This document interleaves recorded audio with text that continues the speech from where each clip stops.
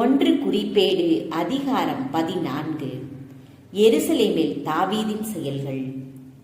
தீர் மன்னன் ஈராம் தாவீதிடம் தூதர்களையும் அவருக்கு ஓர் அரண்மனை கட்ட கேதுரு மரங்களையும் மற்றும் கொத்தனார் தச்சரையும் அனுப்பி வைத்தார். இதனால் ஆண்டவர் இஸ்ரேலின் மேல் தம்மை அரசராக உறுதிப்படுத்தினார் என்றும் அவருடைய மக்களாகிய இஸ்ரேலின் பொருட்டு தமது அரசை மிகவும் சிறந்தோங்கச் செய்தார் என்றும் தாவீது அறிந்து கொண்டார்.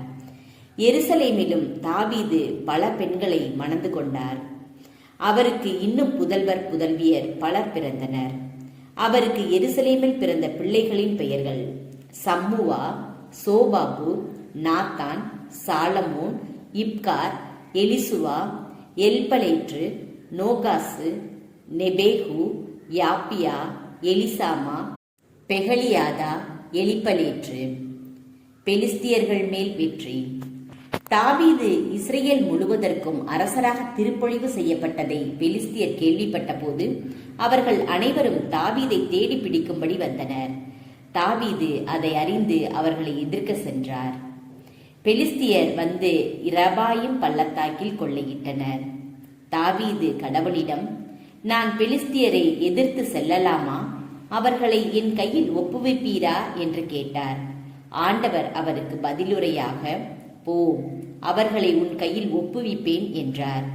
தாவீதும் அவர் ஆள்களும் பாகால் பெராசிமுக்கு வந்து அவர்களை அங்கே முறியடித்தார்.